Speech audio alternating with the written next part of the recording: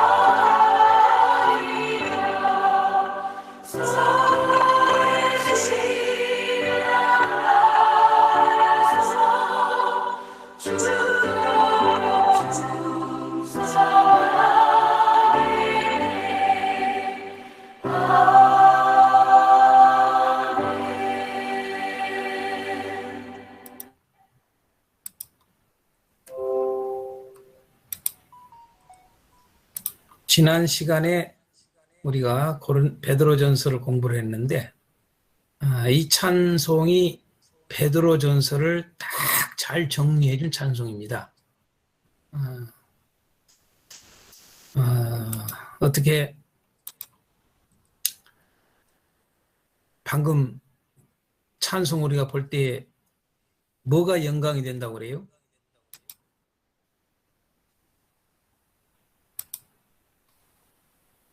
죽어도 영광 된다고 그러잖아요. 죽어도요. 우리가 베드로전서를 잠시 생각합니다.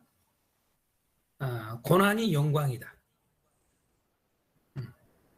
고난이 하나님의 참된 은혜다. 이게 방금 찬송가에 죽어도 영광 되도다. 그러니까 고난의 가장 클라이막스가 뭡니까? 죽음 아닙니까?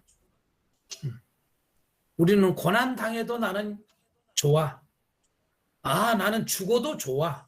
이게 크리스찬이라는 거죠. 나는 주님을 위해서 살다가 죽는 거 나는 그걸 최고로 여겨. 그러니까 옛날에 이 찬송가 가사를 생각하면은 진정한 성도들의 그 삶이 좀 선하잖아요. 그리고 순교자들이 참 많았는데 그 순교 당하는 것을 아주 기쁘게 여기며 순교를 당했잖아요. 오늘의 우리의 모습하고 좀 왜 동일한 사람인데 우리의 신앙은 이렇게 얄팍한지 정말 우리가 좀 정신 차려야 될 것 같아요. 자, 오늘 베드로후서를 공부를 합니다. 베드로후서. 베드로전서의 시험과 베드로후서의 시험은 어떤 시험인가라고 하는 질문입니다. 그렇죠? 베드로전서의 시험이 아주 강조됐던 그 시험이 있었죠. 베드로전서의 시험. 또 이제 오늘 공부할 베드로후서의 또 시험이 우리에게 나타나죠. 그걸 보여주죠. 이게 뭔가라고 하는 거죠. 벌써 이 질문을 통해서 우리가 베드로전서를 한번 생각을 하게 하는 것이고, 또 우리가 베드로후서를 공부를 하면서 베드로후서를 좀 딱 잡을 수 있는 그런 것들입니다. 그래서 이 질문을 던져봅니다. 베드로전서의 시험과 베드로후서의 시험은 뭘까라고 하는 겁니다. 지난 시간도 제가 베드로전서를 여러분 읽으실 때에 실마리가 될 수 있는 게 5장 12절이라고 그랬습니다. 마찬가지로 베드로후서를 우리가 이해하기 딱 쉬운 실마리를 잡을 수 있는 구절이 있어요. 그게 어딘 줄 아신가요? 혹시 아시는 분 있습니까? 3장 18절입니다. 3장 18절. 그 3장 18절에서 두 단어가 실마리를 우리에게 줍니다. 하나는 단어가 뭡니까? 은혜입니다. 은혜. 또 하나는 단어가 지식이라는 단어입니다. 그래서 은혜와 지식이라는 이 두 단어가 베드로후서를 잘 전체를 이해할 수 있는 실마리를 주는 단어입니다. 두 단어가. 왜냐하면 베드로후서는 은혜 이야기하고 여러분 지식 이야기하고 그러거든요. 은혜 이야기하고 지식 이야기하고. 그러니까 은혜를 이야기하고 지식이 중요한 것. 지식이 얼마나 중요한가. 그걸 말을 해요. 그 은혜도 마찬가지고 지식도 마찬가지고 뭡니까? 예수 그리스도죠. 예수 그리스도의 은혜. 예수 그리스도의 지식이죠. 우리가 흔히 이제 베드로후서에서는 베드로전서는 복음이라는 단어를 여러 번 썼습니다만은 베드로후서에서는 복음이라는 단어를 전혀 안 씁니다. 그렇지만은 안 쓴다고 해서 복음이 없는 게 아니죠. 바로 그 복음이 바로 예수 그리스도 아닙니까? 뭐 더 이야기하면은 복음을 다르게 표현하고 있는 게 뭡니까? 진리라고 하는 표현을 쓰고 있는 게 사도 베드로의 모습을 베드로후서에서는 그렇게 쓰고 있음을 보게 됩니다. 사도 베드로가 상당히 내가 지난 시간에도 말씀드렸습니다만은 어부 출신이라고 그러니까 우리는 얕잡으면 안 된다. 무진장 역시 성령의 사람은 아주 논리 정연하고 정확하게 복음을 알고 그 복음을 아주 논리적으로 정확하게 증거를 하고 있다. 그게 사도 베드로의 베드로전서와 베드로후서인 것을 보게 됩니다. 자, 두 번째 질문. 저기는 끄십시오. 혹시 답변하실 때만 하시고 음소거해 주시기 바랍니다. 자, 두 번째 질문에 누가 예수 그리스도의 영원한 나라에 들어가는가? 라고 하는 질문입니다. 누가 예수 그리스도의 영원한 나라에 넉넉히 들어가는가? 그냥 본문에 있는 말씀 그대로 표현을 했습니다. 예수 그리스도의 영원한 나라라고 1장 11절에 말씀하고 있어요. 우리가 알지요. 이 예수 그리스도의 영원한 나라, 하나님 나라, 뭐 천국 이렇게 다 표현할 수 있습니다. 누가 예수 그리스도의 영원한 나라에 넉넉하게 들어갈 수 있을까라고 하는 거예요. 누가 어떤 사람이 들어갈 수 있느냐라고 하는 질문이죠. 이게요. 그렇죠?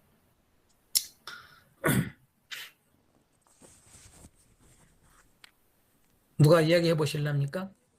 이제 이런 질문들이 가벼운 질문이지만은 베드로후서를 지금 제대로 이해를 하고 있는가, 파악했는가라고 하는 질문들이죠, 이게요. 또 그런 질문 답을 알고자 하는 것도 있지만은 우리가 교회 성도들에게 가르칠 때에 그 아주 중요한 것들을 우리가 딱 베드로후서를 공부를 할 때 이런 질문들을 던지는 겁니다. 던져야 이게 이 뇌를 살리는 거거든요. 생각을 살리는 거란 말이에요. 그렇죠? 그래서 이런 질문을 던지는 거예요. 첫 번째는 시험에 대해서 어떤 시험이었는가.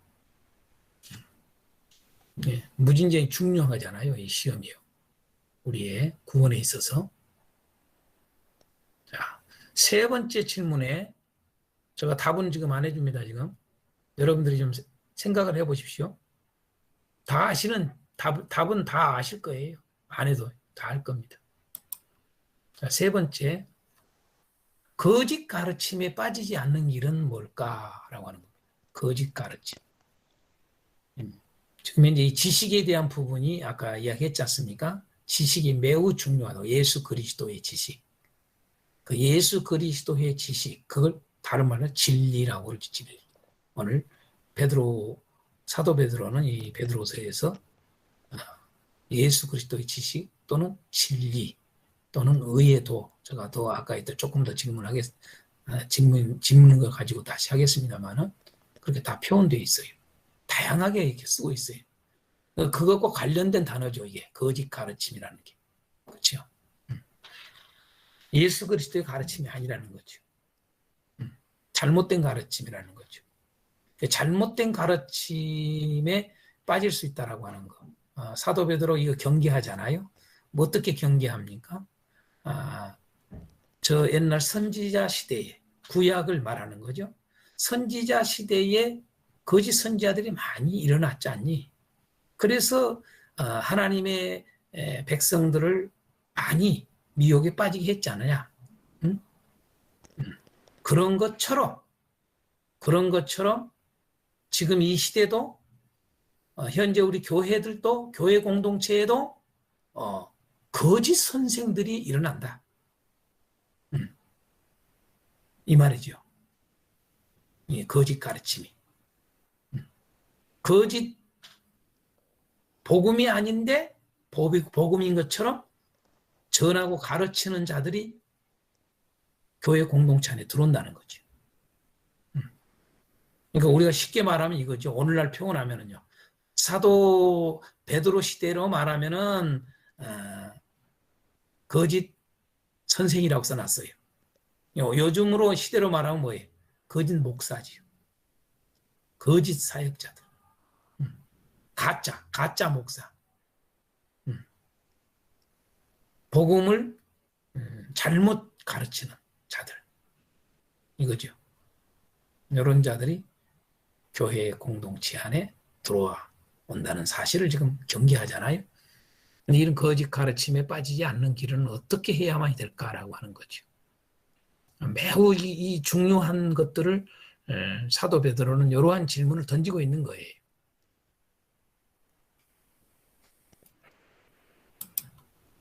자, 그 다음 질문에 예수 그리스도를 안다는 의미가 뭘까? 자, 아까 예수 그리스도 지식이라고 그랬잖아요. 예수 그리스도를 알미라고 하는 의미. 예수 그리스도를 안다는 의미가 뭘까? 자, 어느 분 한번 이야기해 보세요. 예수 그리스도를 안다는 의미가 뭘까요? 지금 사도 베드로는 여기에 대해서 예수 그리스도를 안다라고 하는 의미를 다 이야기를 해놨어요. 예수 그리스도를 안다는 의미가 뭘까?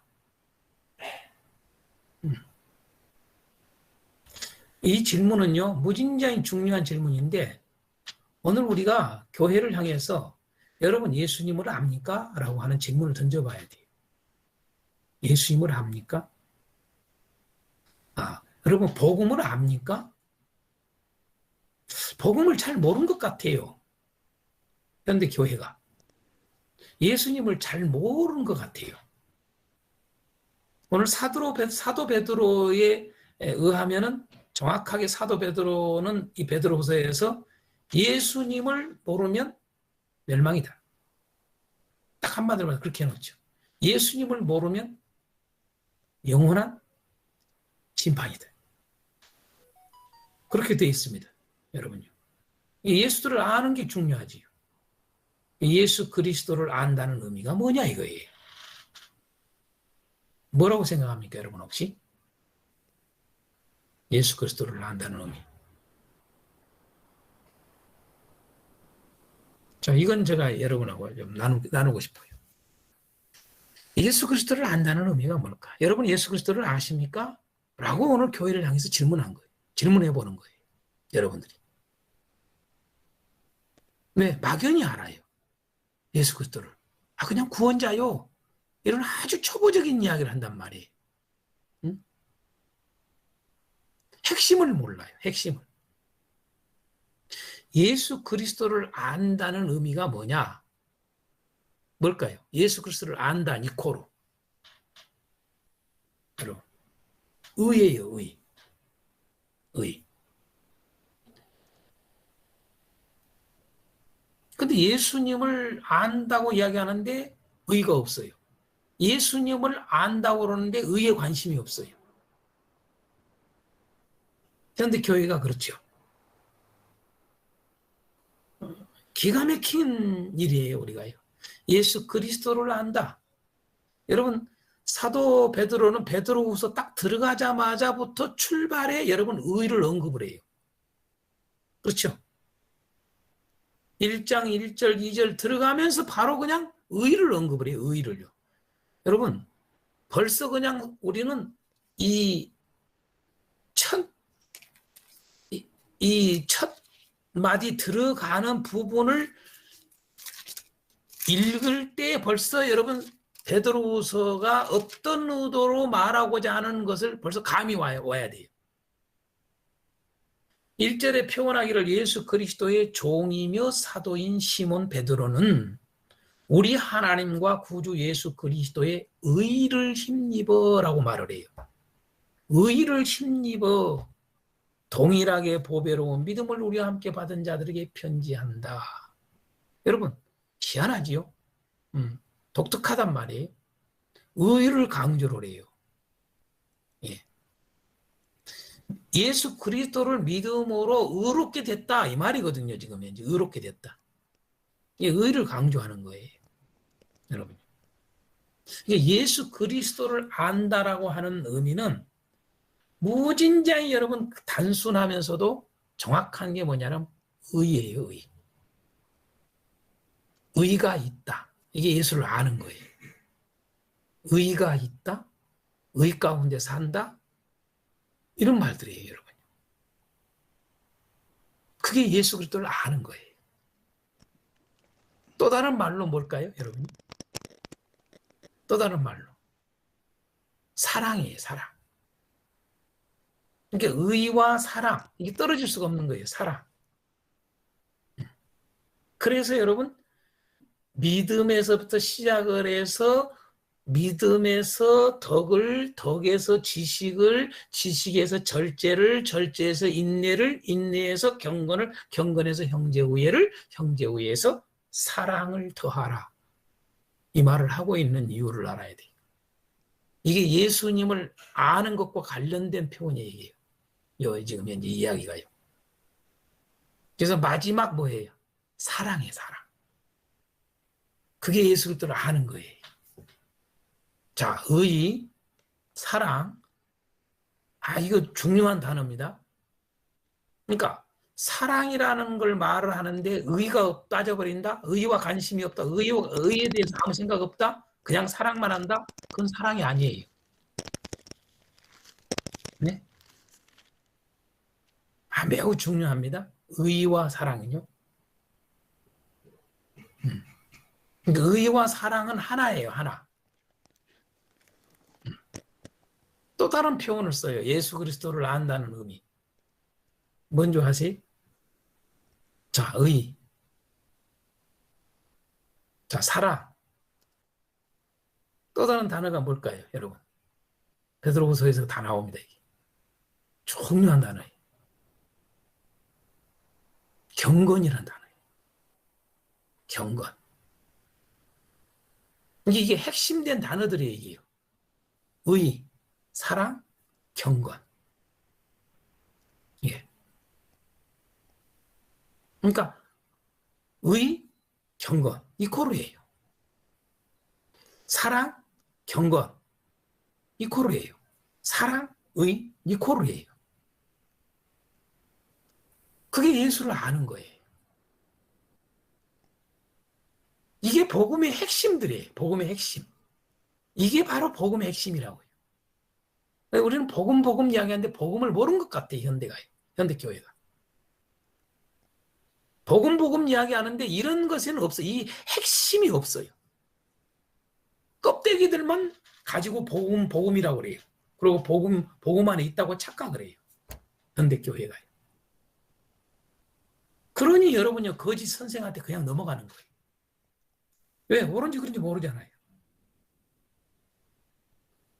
그러니까 앞에 질문에 거짓 가르침에 빠지지 않는 길은 정확하게 예수 그리스도를 아는 거예요. 알아야 돼요, 여러분. 그렇죠? 내가 한 가지만 이야기한다. 알아야 되거든요.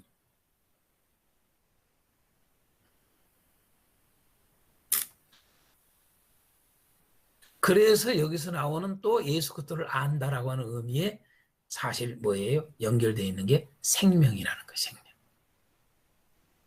생명. 그러니까 이 생명은 의하고 연결되어 있는 거죠. 사랑과 연결되어 있는 거죠. 경건과 연결되어 있는 거죠. 생명은요. 예수 그리스도를 안다? 그 말은 생명이에요. 근데 이러한 사랑, 경건 이런 것들을 가볍게 여기면은 그건 생명이 없는 거죠. 그 아는 게 아니죠. 베드로후서 이게 아주 중요한 것들이에요. 그렇지 않으면 그냥 붕 뜨는 거예요.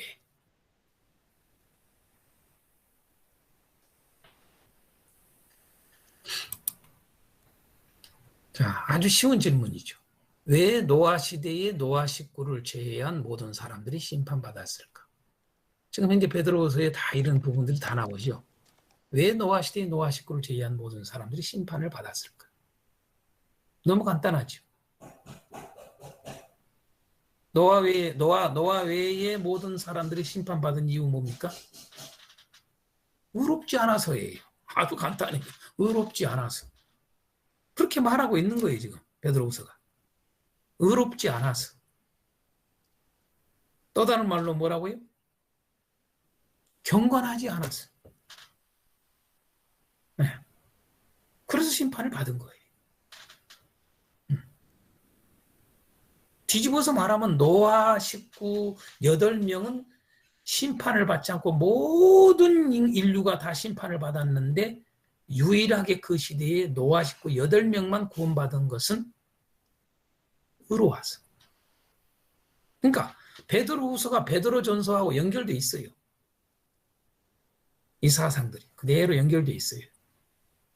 베드로전서의 의에 대해서 많이 강조했죠. 그렇죠. 그러니까 노아와 이 가족인 8명은 그 시대에 의롭게 산 거죠. 다른 말로 말하면 그 시대에 경건하게 산 거죠. 우리 방금 공부하기 전에 우리 고목사님하고 잠깐 이야기를 나눴습니다. 여러분, 우리가 뭐 때문에 여러분요, 내가 이 세상에 살아가면서 의롭게 살아야 돼. 뭐 때문에 예수님이 여러분 십자가에 피 흘려 죽으셨어요? 다른 거 하나도 없잖아요. 우리를 의롭게 하기 위해서 그런 거 아니에요? 근데 의롭게 했는데 우리가 의롭게 안 산다?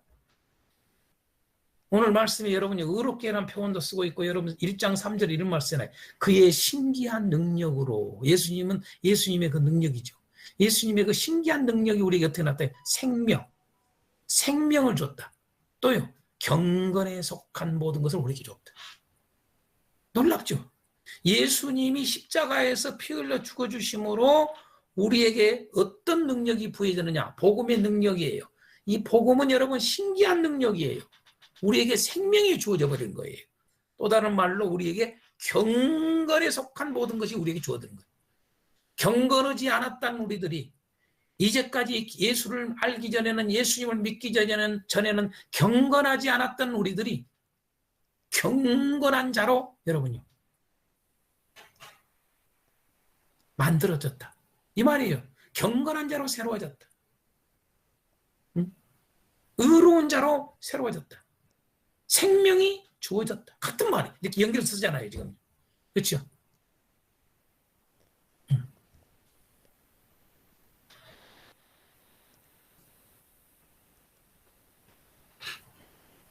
그런데 우리는 거기에는 별로 관심이 없다면 어떻게 되었어요? 왜 노아의 8 식구만 구원받았을까요? 그 의를 보존하는 거죠. 하나님이 주신 그 은혜. 은혜가 뭐예요? 하나님이 주신 은혜를 입은 그 은혜가 뭐예요? 의예요, 의. 하나님이 우리에게 주신 그 은혜가 의란 말이에요. 하나님이 우리에게 주신 그 은혜가 생명이에요.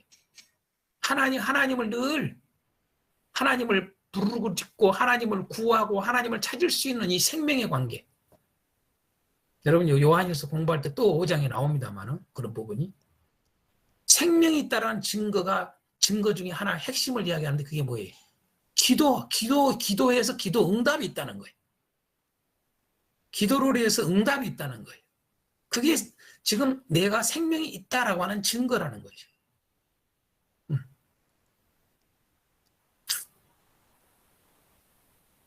자, 비슷한 질문입니다만 또 하나 질문을 뭘 했습니까? 왜 소돔과 고모라 성에 롯과 그의 딸들만 구원받았을까요? 라고 하는 너무 쉬운 질문이지만 매우 중요해. 오늘의 교회들에게 너무 중요해. 이 이야기를 사도 베드로가 그 고난 속에 있는 그 정말 핍박 속에 있는 그 당시에 그들을 향해서 흩어져서 나그네의 삶을 살았던 그리스도인들에게 왜 노아 이야기를 하고 소돔과 고모라의 그 노세 이야기를 하느냐. 응? 오늘 우리에게 동일하다는 얘기죠. 왜 소돔과 고모라 성의 롯과 그의 딸들만 구원받았을까? 너무나 동일한 이야기 아니에요, 질문이? 그러나 한번 생각을 하라는 얘기죠.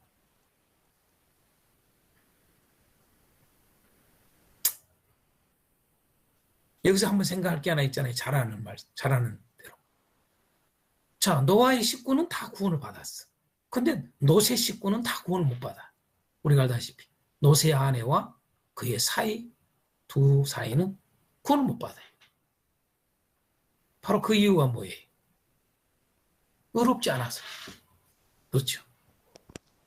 의롭지 않아서. 그걸 지금 사도 베드로는 말하고 있죠. 그 증거를 하고 있죠, 지금. 의롭지 않아서. 롯은 그 물질 문명이 발달한 소돔과 고모라 성에서 그들이 다 추구하며 살아가는 그 모든 것들이 그런 심령이 타. 그래서 의로운 심령이 탔다고 그랬어요. 애통하는 거죠. 애통. 마태복음 5장에 표현하면 애통하는 거죠. 의에 대한 애통이에요, 여러분. 마태복음 5장의 애통은 다른 애통이 아니에요. 의에 대한 애통이란 말이에요. 심령이 가난한 의에 대한 여러분. 가난이에요, 가난. 우리에게 그게 있냐 이 말이에요. 우리는 물질적으로 또한 뿐만 아니라 살아가는 모든 삶에 있어서 풍요와 오늘 뉴스에 문재인 대통령이 우리나라는 이제 선진국이 됐다고 자랑스럽게 이야기를 하대요. 대단하지요. 이제는 유엔에서 여러분 그동안에 개발 도상국으로 명칭을 했는데 이제는 그 딱지를 띄었다고 우리나라가. 얼마나 여러분 풍요하지요. 여러분 우리 지금 대부분이 지금 공부하시는 목사님들 살아있을 때 어렸을 때를 생각해보고 지금하고 생각해 보십시오. 이렇게 풍족하게 먹어보셨습니까? 못 먹었죠. 없어서 못 먹었죠. 그죠? 이렇게 여러분 냉장고에 과일을 항상 놔두고 먹을 수 있어요? 기가 막히죠. 바로 롯의 아내는 왜 구원을 못 받았느냐? 그 두 사이와 이 롯의 아내는 왜 기회가 주어졌음에도 불구하고 구원의 기회가 주어졌음에도 불구하고 못 들었어도 아니야. 여러분 다 심판을 받아도 여러분 구원 받을 수 있는 기회까지 주어졌는데도 구원을 못 받아. 참 놀라운 거예요. 왜? 딱 한마디로 말해서 뭐예요? 자, 경건하지 않아서예요. 여러분 뭐 경건하지 않다는 말이 뭔 말이에요? 세상적이야. 세상에 마음이 다 있는 거예요. 세상에. 우리가 그냥 세상적, 자, 정욕적, 세상적. 그게 여러분 경건과 반대되는 거죠. 이 세상의 풍요함, 이 세상에 누리고 살아갈 만한 이런 것들로 기뻐하고 좋아하고 이게 의의 원수가 되는 거예요. 반대가 되는 거예요, 여러분요. 그런 것들을 좋아하고 그런 것은.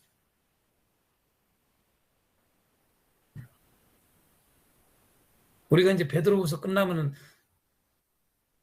요한일서 배우겠습니다만 요한일서 똑같아요. 사도 요한도요. 세상을 사랑치 말라 그러잖아요. 동일해.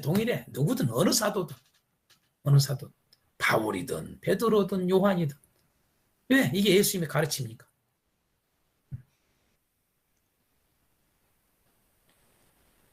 그러니까 구원받을 자는 또 다른 말로 참된 그리스도인은 의가 없음에 대해서 탄식을 하는 거예요.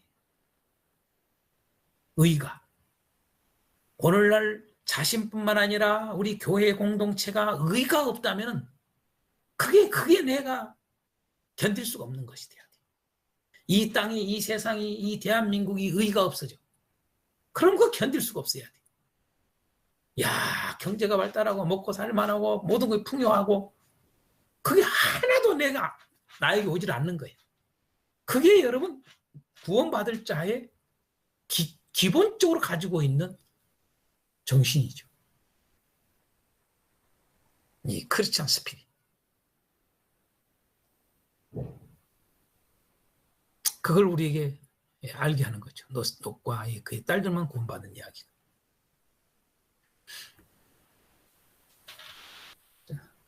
너무 깊게 내가 이야기를 해갑니다. 뭐 이 정도 하면은 여러분 베드로후서 지금 다 이야기하는 거거든요, 사실은. 근데 오늘 여러분 자료를 받아보셔서 미리 좀 공부를 하신 분들은 아시겠지만은 오늘 사실 제가 베드로후서는 전체를 다 한번 다뤄주려고 해놓은 거예요. 본문까지 여러분 다 해놨어요. 그걸. 그죠?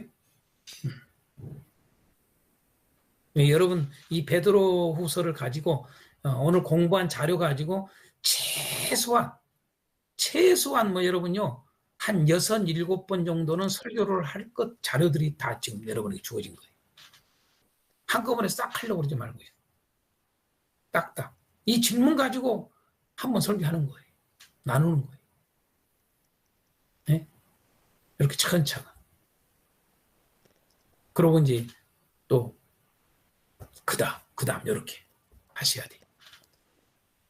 한 7번, 6번이나 7번 정도를 거쳐서 오늘 이 자료 그대로 가지고 여러분 설교할 수도 있어야 돼요.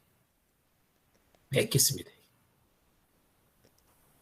자, 하나만 더 하고 좀 쉬겠습니다. 자, 부르심과 택하심의 차이는 뭘까요? 라고 하는 질문을 했습니다.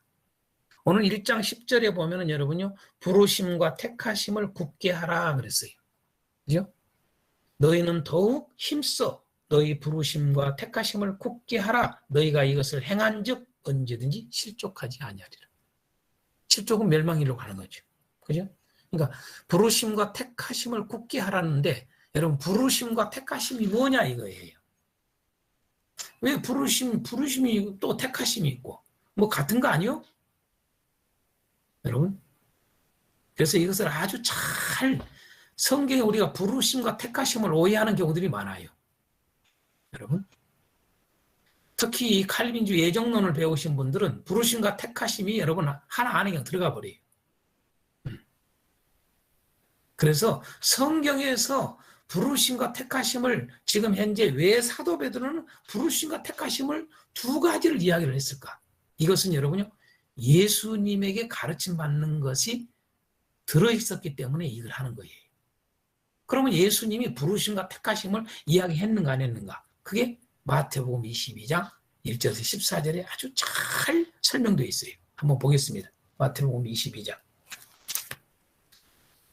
여러분 이미 찾아보시고 살펴보신 분은 알겠지만은 22장 1절에서 14절을 가지고 여기서 부르심과 택하심을 정확하게 우리가 알게 되는 거예요. 천국은 마치 자기 아들을 위하여 혼인잔치를 베푼 어떤 임금과 같으니, 응? 자, 혼인잔치를 베풀었다. 그렇죠? 자, 자기 아들을 위해서.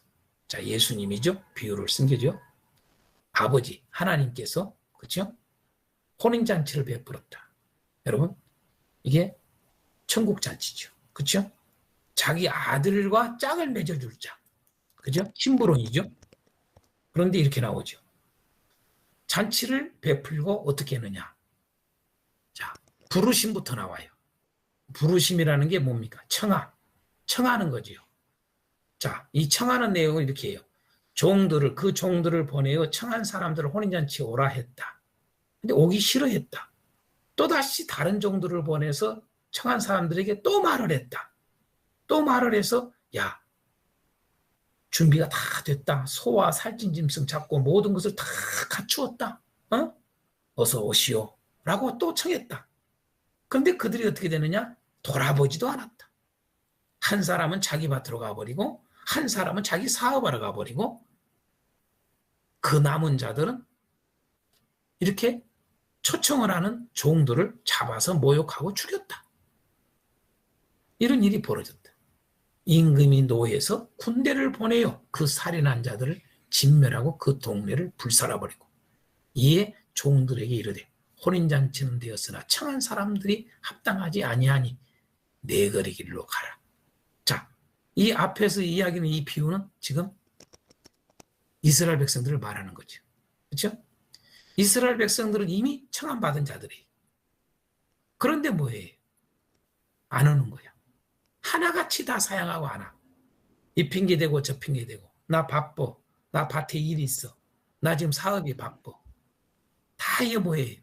자, 이 세상적인 거죠. 그죠? 세상의 마음이가 있죠.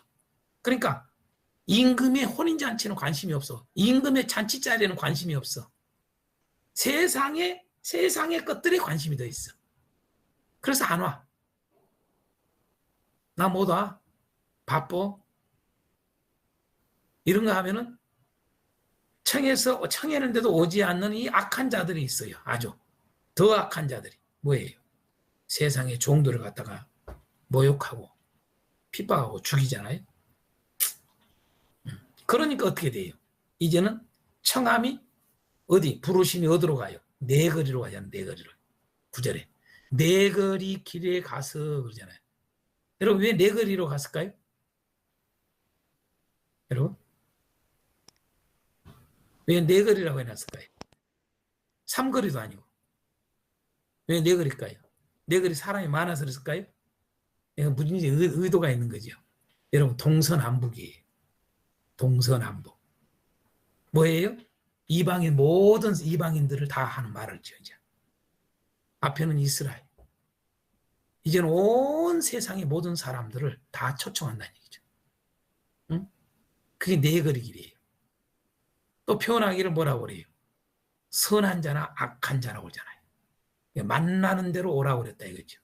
10절에 종들이 길에 나가 악한 자나 선한 자나 만나는 대로 모두 데려왔다. 다 초청을 했어. 온 세상 모두를 여러분요 부르신 거예요. 그래서 하나님은 여러분 공평한 거예요. 공평한 거예요. 누구는 부르고 누구는 안 부르고 그런 게 아니에요. 여러분요. 응? 다 부른단 말이야. 다. 모두를 불러. 여기 중요한 게 여러분요. 선한 자, 악한 자예요. 선한 자만 부르는 게 아니라 악한 자나 상관없어. 다 초청한 거예요. 여러분. 이게 바로 지금 부르심에 대한 이야기죠. 부르심에 대한 이야기. 부르심이라고 하는 것은 지금 현재 이 잔치, 하나님의 잔치에 초청하는 거죠. 그걸 제가 뭐라고 그랬어요? 하나님의 은혜의 시작이라. 은혜의 시작. 이게 중요해요. 하나님의 은혜의 시작이에요. 시작. 네? 하나님의 은혜잖아요. 지금요. 선한 자나 악한 자나 다 오라잖아요. 그렇게 한 번에 안 오면 그냥 내비두든가 아니면 멸해버리든가 그래야 되는데 한 번, 또 다시라는 말 쓰잖아요. 또다시 또 가서 또 가서 얼마나 은혜를 베풀어요. 긍휼을 베풀어요. 뭐 잘난 것도 없는데 여러분 이렇게 그렇게 부르신단 말이에요. 근데 뭐예요? 안 와. 안 와. 은혜의 시작, 이 부르심은 은혜의 시작이에요. 그러면서 여러분요 이 말을 하는 거예요. 이제 11절서부터 임금이 손님들을 보러 들어올세. 이제 잔치에 이제 다 초청해서 왔어요. 온자들이죠, 이스라엘. 온자들. 10절까지는 초청을 해서 안 온 자들이 있고 온 자들이 있다는 것을 보여주죠. 이제 두 번째 11절서부터 14절까지는 저 통해서 뭐예요? 이제 택하심에 대한 이야기를 하려고 하는 거죠. 자, 임금이 손님들을 보러 들어올세. 거기서 뭘 봐요? 애복을 입지 않는 사람을 본 거예요. 애복을 입지 않는 한 사람을 보고 이르되 친구여 어찌하여 애복을 입지 않고 여기 들어왔느냐? 이렇게 말을 해요. 그가 아무 말도 못했다. 유구무원이에요. 말을 못해. 왜 그럴까요? 왜 말을 못했을까요? 여러분? 초청해서 와시오? 이러면 될 거 아니에요. 근데 왜 말을 못했을까요? 부끄러운 거예요. 왜 부끄러울 걸까요? 애복을 안 입은 거예요.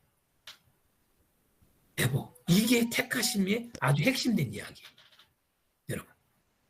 그래서 그 애복을 초청을 해서 부르심에 청함에 응답을 해서 왔지만은 애복을 안 입었기 때문에 내쫓김을 당하잖아요.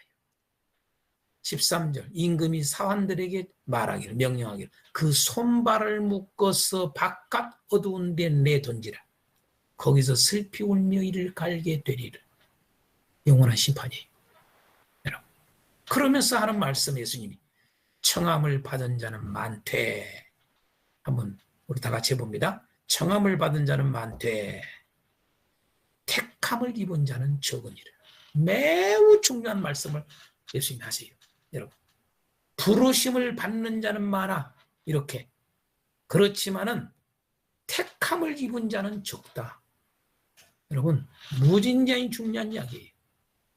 여러분, 아까 이야기하는 노아 시대의 노아의 가족은 택함을 받은 거예요. 부르심과 택함을 입은 자들이.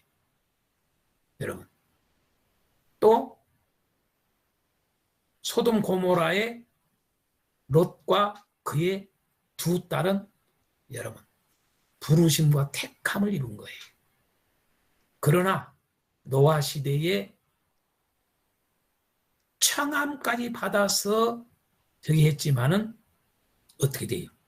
애복을 입지 않는 자들, 하나님의 아들들은 다 멸망당했어요. 소돔과 고모라 때의 부르심을 받았던 이 그의 아내와 사이들은 여러분 세상이 좋아서 아예 부르심을 거부해버린 거예요. 그죠? 청함을 받았지만은 여러분 그는 택하심을 입지를 못했어요. 그 사람들이. 그래서 멸망받은 거예요. 그래서 그 이야기를 하는 거예요. 동일한 거예요. 이게 사도 베드로가 왜 부르심과 택하심을 이야기하는지를 이제 아시겠죠. 그래서 택하심은 정리를 하면 뭐냐면은 여러분 하나님의 은혜의 완성이에요. 완성. 다시 말해서 뭐예요? 의의 옷을 입음이죠. 애복은 다른 게 아니에요. 의의 옷. 여러분 어떻게 의의 옷이라는 걸 알 수 있을까요? 여러분 마태복음의 여러분 키워드가 의예요. 의. 여러분 이미 마태복음을 하셨으니까 알잖아요. 그러니까 그런 것들을 정확하게 모르면 마음대로 해석할 수 있잖아요. 정확하게 의의 옷이에요. 예수 옷 또 다른 말은 의의 옷 그러는 거죠. 그 의의 옷을 입은 거예요. 그러니까 다시 말해서 이 부르심과 택하심의 차이는 부르심은 하나님의 은혜의 시작이고 택하심은 하나님의 은혜의 완성이에요. 여러분 시작에서 여러분 모든 것이 해결된 게 아니에요. 그런데 우리는 이 부르심 자체의 모든 것들이 다 완성된다는 착각을 가지고 있어요. 택하심까지 입어야 돼요. 그래서 항상 택하심은 뭐가 되느냐면 완전한 구원받을 자를 쓸 때에 구약이나 신약은 택하심이라는 단어를 써요. 아시겠어요? 무슨 말인지 알겠어요? 여러분 이 택하심이라는 단어가 구약이나 신약은 완전한 구원을 받을 자에게만 쓰는 거예요. 바로 여러분 예수님이 지금 현재 말씀하고 똑같죠. 예. 자, 그래서 결론은 부르심과 택하심은 통해서 우리가 왜 굳게 하라고 그러느냐? 자, 구원은 받게 하기 위해서는 거죠. 영원한 나라에 들어가기 위함이죠. 자, 구원은 다시 말해서 구원은 이 하나님의 부르심에 응해야 돼요. 청함에. 응하지 않아도 소용이 없어요. 아무리 불렀어도 복음을 들었어도 그 말이죠. 복음을 들었어도 여러분 응하지 않으면 안 돼. 그 말이죠.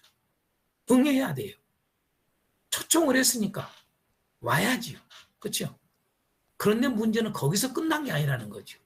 반드시 택하심을 입어야 돼요.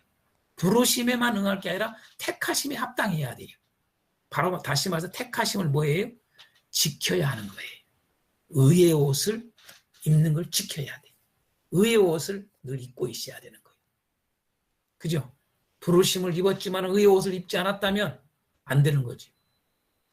의의 옷을 입었는데 또 더럽혀도 안 되는 거죠. 애복이 안 되죠. 그래서 여러분 지키는 거예요. 그래서 이것을 통틀어서 믿음이라고 말하는 거예요. 믿음이라고 하는 단어는 부르심에 응하고 택하심을 지켜야 하는 것, 그걸 믿음이라는 거예요. 여기 앞에서만 우리는 믿음이라는 생각을 갖고 있는데 여러분 택하심을 지켜야 하는 것까지 했을 때의 믿음이라 그러는 거예요. 예. 이게 바로 예수님의 가르침이에요. 구원론에. 이게 바로 그대로 사도 베드로는 그대로 지금 이야기를 하고 있는 거예요. 예수님의 가르침에 근거해서 구원론을. 이왕 여러분 이야기했으니까 부르심을 좀 더 이야기할게요. 좀 더 내가 부르심에 대해서.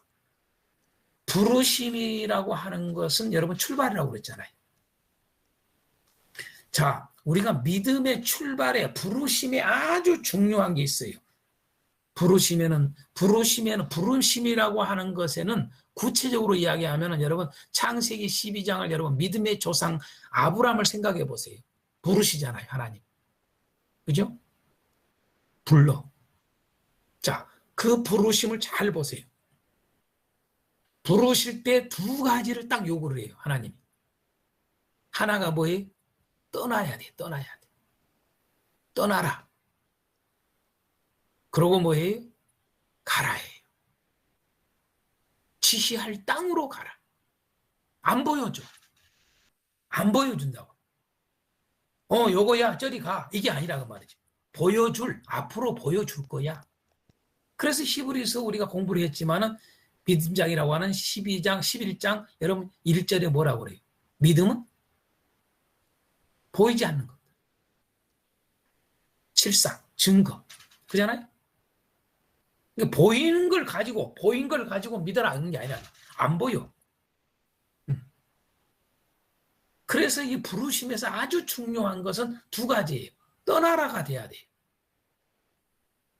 제가 이건 꼭 여러분들에게 이야기해드리고 싶어요. 우리 교회가 오늘날 부르심조차도 제대로 정립이 안 돼 있어요. 희한한 것은요. 다시 말해서 뭐예요? 부르심에 더 구체적으로 들어가면 떠나야 된다 이 말이에요. 떠나지 않으면 안 돼요. 어디에서요? 이 세상 문화, 이 세상의 가치관, 이 세상의 것, 이러한 것들 내가 지금까지 의지하고 내가 최고로 여기고 그렇게 했던 저 세상 사람들이 살아가는 그 가치관의 모든 주인들이 바로 여기 것이란 말이야. 여기 거, 이 땅의 거. 이것을 여러분요, 왜 떠나라고 그러는 걸 알아야 돼. 부르시면 떠나야 돼요. 그러니까 이 문화에서 저 문화로 바꿔야 돼요. 저 문화를 맛보려면, 저 문화를 누리려면 이 문화를 버려야 돼. 이게 부르심의 아주 첫 출발이에요. 그래서 떠나라고 그러는 거예요. 아브라함에게 떠나라 그런 거예요. 그 다음에 가라예요. 좀 더 이야기할까요? 내려가라예요.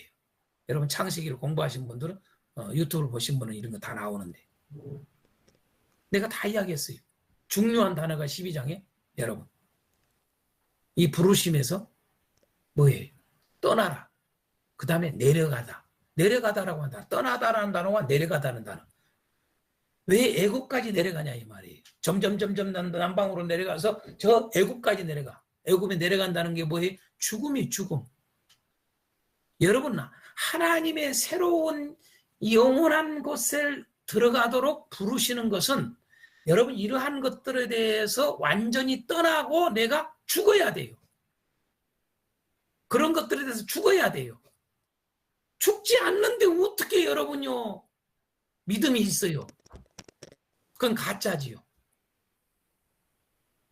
매우 성경은 정확하게 아주 디테일하게 기록되어 있어요. 구원론이. 이런 구원론을 우리가 놓치면 안 돼요. 그래서 여러분 비로소 15장에 창세기 15장에 비로소 아브라함이 이렇게 떠나고 내려갔기 때문에 그에게 15장 6절에 의롭다라고 한 거예요. 무조건 의롭다고 그런 게 아니에요, 여러분요. 그런 과정을 무시해버리고 우리는 그냥 믿음에 의롭다 여겼더라, 이렇게 했더라.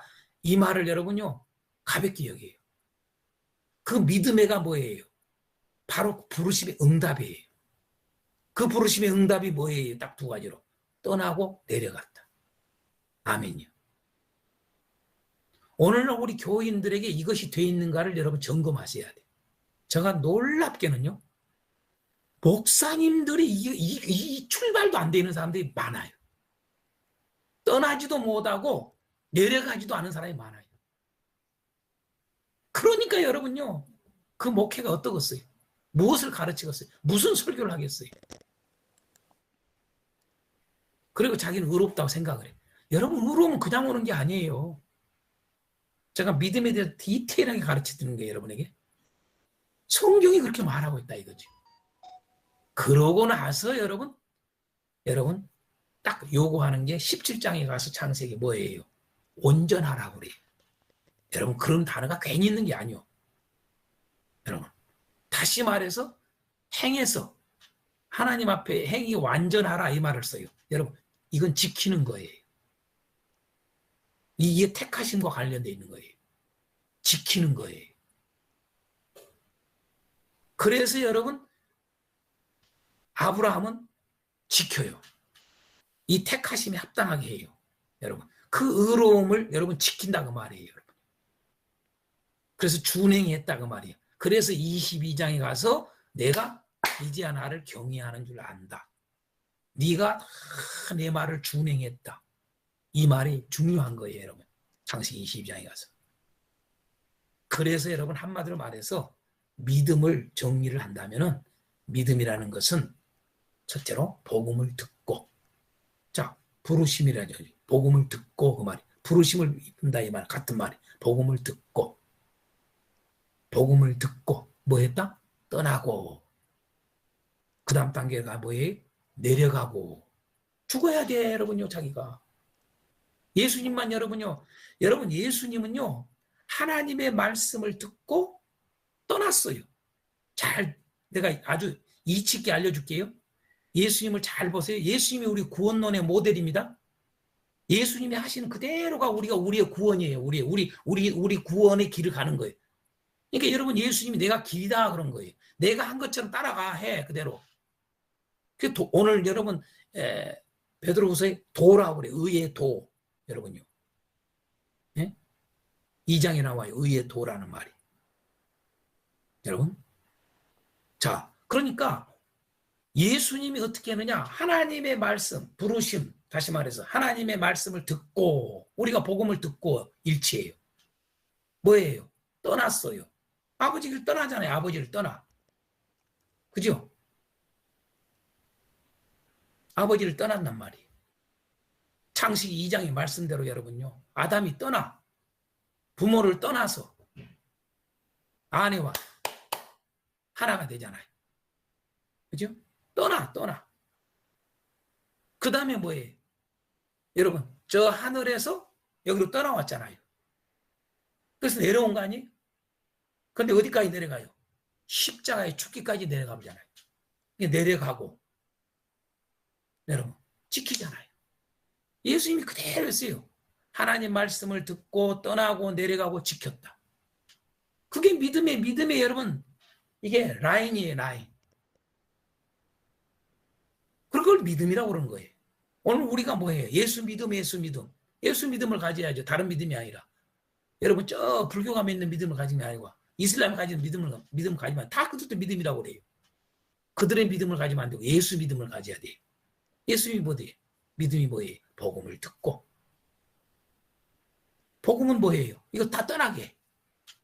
이 세상적인 거 이런 거 다 정욕적인 거 다 떠나게 해야 돼. 떠나게 해. 안 떠나면 안 돼. 그게 일차적인 거예요. 무슨 대단한 게 아니라 그게 1순위. 이게 첫 번, 이제 출발이에요. 출발. 구원의 선상에 들어가는 출발. 근데 구원의 선상에 들어가는 출발도 안 돼 있는 수많은 그리스도인들이 꽉 차 있어요. 교인들이요. 목사님들도 있고 많고. 그러면서 믿음이 있다고 생각하는 거, 착각하는 거지. 떠나고 그 다음에 내려가야 돼. 그리고 지켜야 돼. 끝까지. 나를 의롭게 하신 것을 끝까지 지켜야 돼. 그래서 여러분 택하심은 여기까지를 이야기하는 거예요. 자, 10분 쉬겠습니다.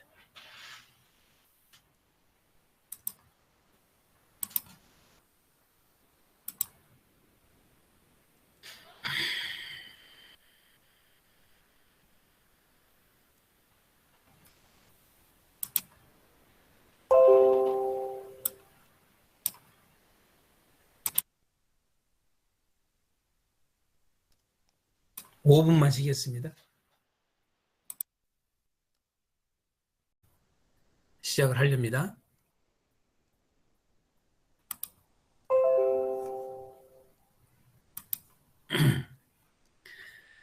자, 제가 여러분 이렇게 보여드려서 이미 쓰셨을 줄 알고 빨리빨리 하겠습니다. 자, 성경을 어떻게 표현하고 있는가? 베드로후서에서 사도 베드로가 성경을 다양하게 이야기를 하고 있습니다. 자, 성경을 1장에서는 진리라고 해놨어요. 또 다른 표현. 성경하고 같은 이꼬르입니다. 진리, 1장 12절에. 자, 1장 19절, 20절은 더 확실한 예언. 더 확실한 예언이라는 말이 무슨 말인가요? 자, 사도 베드로는 나는 직접 보았다. 나는 직접 들었다. 이거예요. 나는 직접 들었고 직접 보았어야. 그런데 이보다 더 확실한 게 있어. 그게 성경이야. 여러분, 이 사상이 어디서 와요?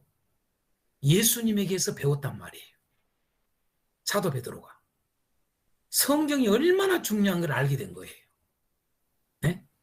그러니까 성경을 바로 알지 못하면, 성경의 말씀을 바로 붙들지 않으면, 성경의 말씀을 믿지를 않으면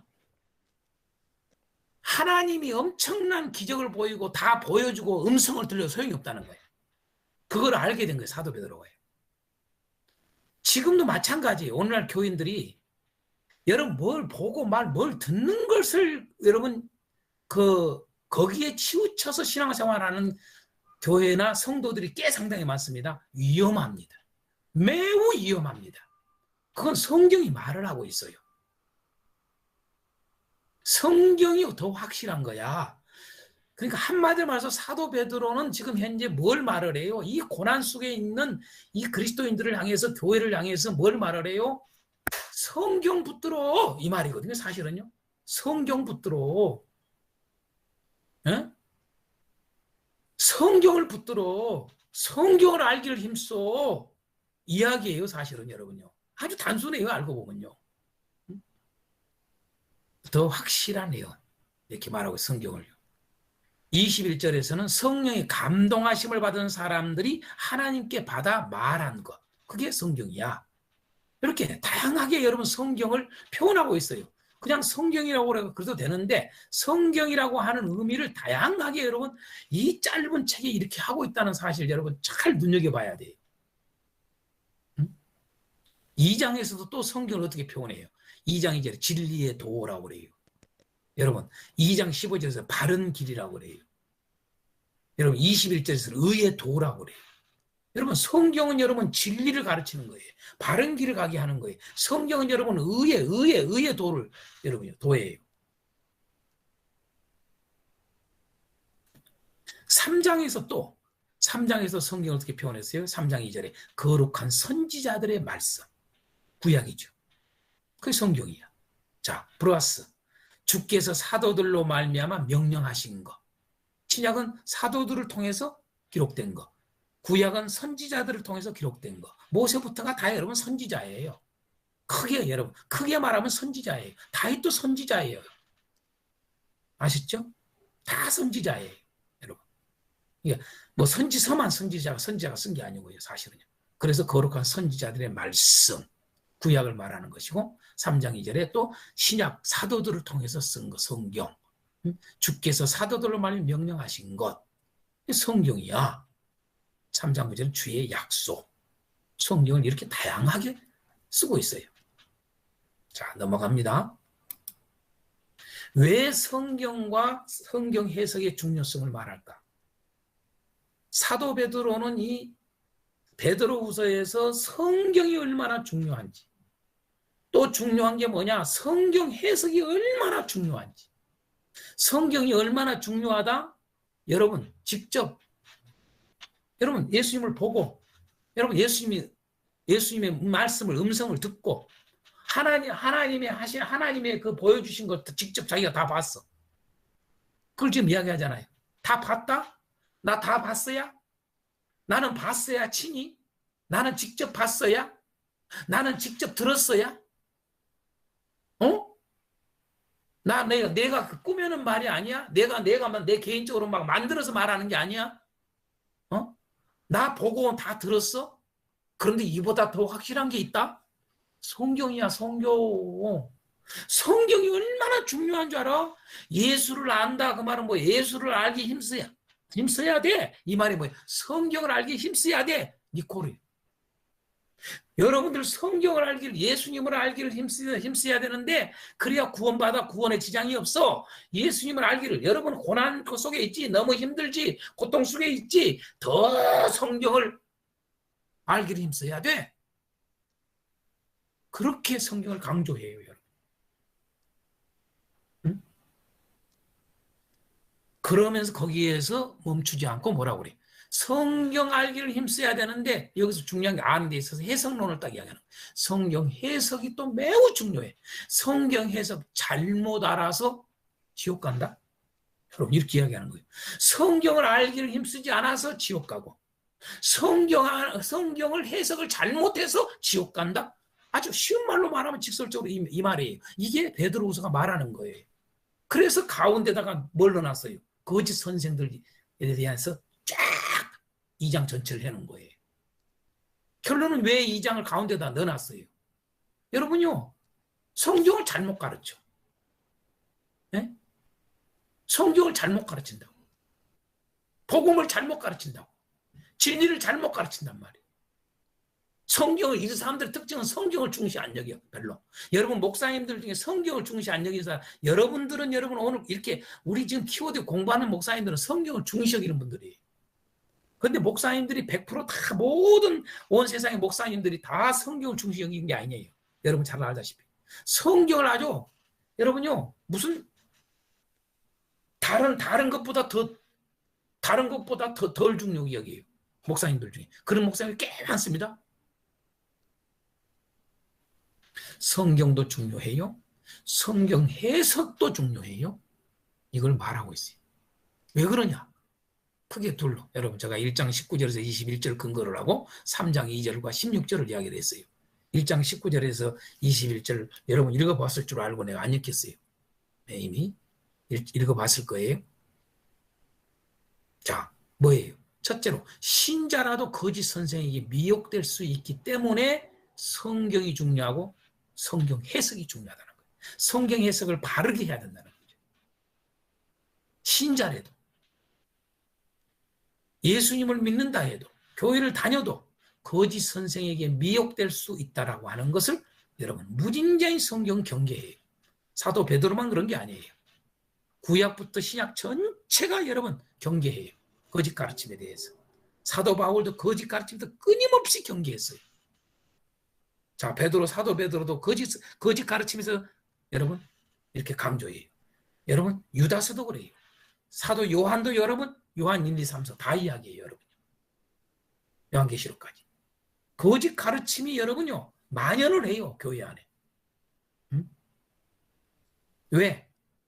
바로 이 거짓의 아비인 마귀가 타켓을 어디다 둬요? 교회에다 둔단 말이에요. 여러분, 하나님의 백성들에게 둔단 말이에요. 아담 미혹해서 넘어가 버렸잖아요. 여자를 통해 가지고 넘어가 버렸어요. 넘어가 버려. 응? 하나님의 사람이, 하나님의 아들이. 기가 막힌 이야기 아닙니까?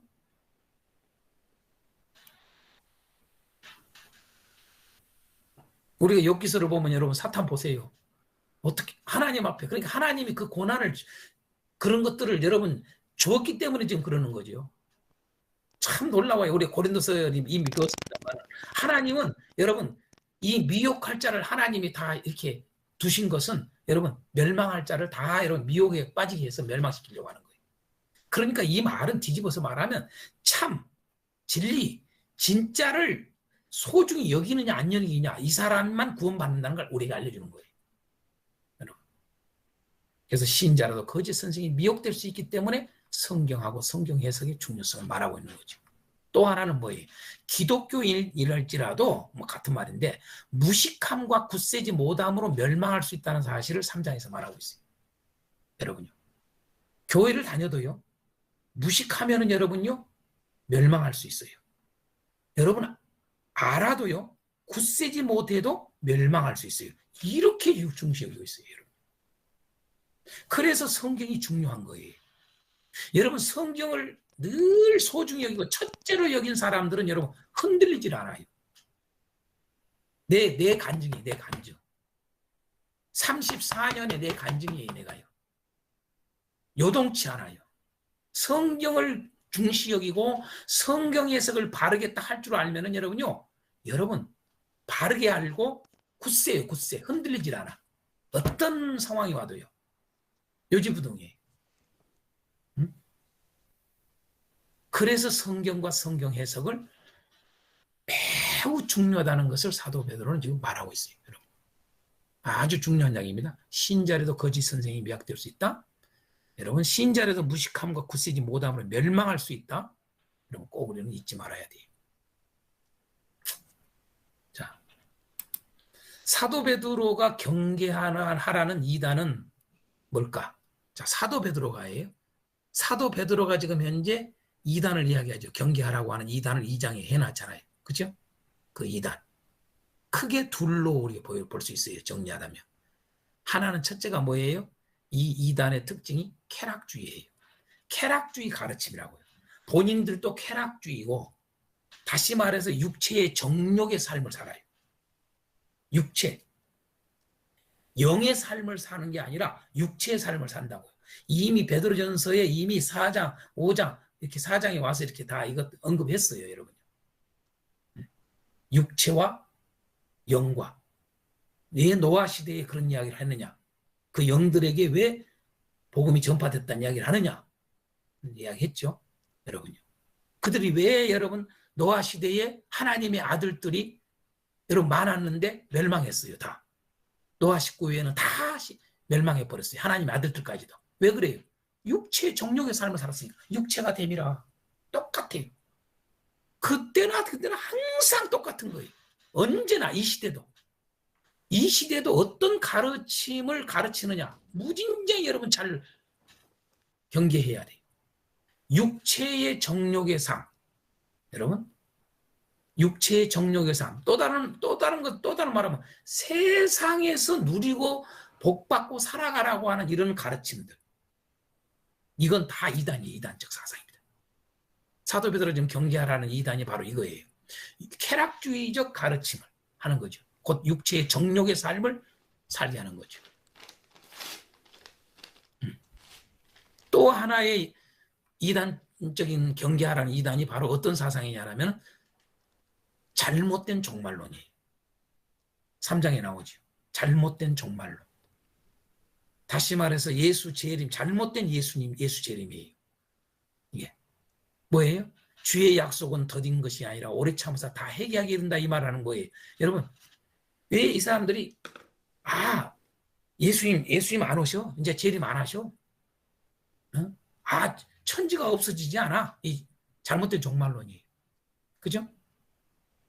천지가 없어지지 않아. 왜 이 말을 해요? 여러분 이성적으로 상식적으로 생각해 볼 때 천지가 없어질 수가 없어. 그러니까 성경을 중시 여겼다면 이 말을 안 하지요. 성경을 중요하게 여기고 붙들고 살았다면 예수님의 가르침을 중시 여겼다면 이 말을 할 수가 없죠. 그렇죠? 근데 그런 것을 이들은 해석을 뒤집어 버리겠죠. 천지는 없어지겠으나 1.1획도 내 말은 없어지지 않고 다 이루리라. 이 말씀을 여러분 다르게 해석하게 했겠죠.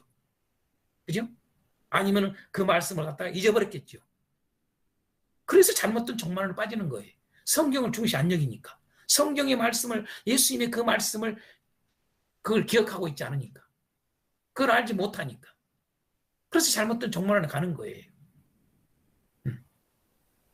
천지가 무슨 없어져. 지금까지 이렇게 이 오랜 역사 가운데 여러분 인류 역사는 여러분 한 6천 년 돼요. 그러지만 여러분 이 땅덩어리, 천지, 여러분 이 만물은 여러분요 더 훨씬 길 수 있어요. 사실은요. 그게 그런 말을 그런 것들이 여러분 측정하는 법이 일리가 있어요. 그건 그냥 무시를 하면 안 돼. 그러나 여러분 한 저기에 만들어졌지만은 우리 인간이 볼 때에 이것이 오래 축적된 걸로 보이는 거예요. 그러니까 이 만물이 더 훨씬 오래돼 보이는 거죠. 어찌됐든 뭐 그 이야기하면 길고, 자, 천지가 지금까지 이렇게 오랜 역사 가운데 없어지는 무슨 소리야? 그다음 예수님이 여러분 오신다고 하는데 지금 2000년이 지금 됐어요. 2000년. 그 당시 여러분이 예수님 가신 지가 얼마 됐어요? 얼마 안 됐잖아요.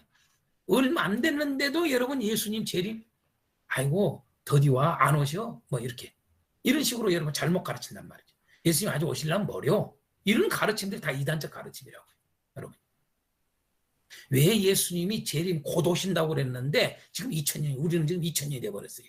곧 속히 오신다고 그랬어. 그것도 속히 오시리라고 그랬어. 그런데 2000년이 됐어요. 여러분 그러면 여러분요 잘못된 종말로 빠질 수 있죠. 왜 그렇게 더뎠는지, 왜 이렇게 2000년 동안 오시는지 그 이유를 여기 해놨잖아요. 오래 참으시고 계시다는 거예요. 2000년 동안을 참고 계시. 왜? 다 회개하기를 그게 이 자비가 이 긍휼이 여러분요 대단한 거예요. 응? 이렇게 기다리고 있는 거예요. 회개하고 돌아오라고. 자 어찌됐든 사도 베드로 경계하라는 이단은 크게 두 가지 가르침으로 볼 수가 있다. 그 당시에 사도 베드로가 말한 쾌락주의적 가르침, 잘못된 종말론의 가르침, 이것들이 있었으면 여러분 이 시대는 훨씬 더 많죠. 이런 것들이 다 지금도 있잖아요. 사실은 있습니다. 자 중심 단어로 넘어갑니다. 중심 단어. 자 중심 단어는 여러분 베드로 후서의 중심 단어는 암과 굳셈이라는 단어 있죠. 암과 굳셈이라는 단어. 이게 여러분 양괄식으로 쓰여 있어요. 알미라고 하는 단어도 앞부분에 있고 여러분 뒷부분에도 있어요. 여기 3장 뒤에 보면은 무식함이라는 말과 이걸 안 넣네요. 알미라는 단어도 앞부분도 있고 뒷에 있어요. 알미라는 말이나 지식이라는 말은 같은 의미죠. 그래서 1장 2절, 3절, 8절 여기다 쓰세요. 3장에 보면은 뒷부분에 또 나오잖아요. 여러분요. 뒷부분에 대해서 어디예요? 16절 무식한 자 이렇게 알을 강조하고 있죠. 그 다음에 뭐예요? 저 18절에 여러분 지식이라는 단어 나오잖아요. 그를 아는 지식에서 자라가라. 그래서 알에 대한 알이라고 하는 것이 앞부분에 되고 뒷부분에 있고, 자 굿셈이라는 단어도 앞에가 있고 1장 10절에 나오고 3장 16절 17절에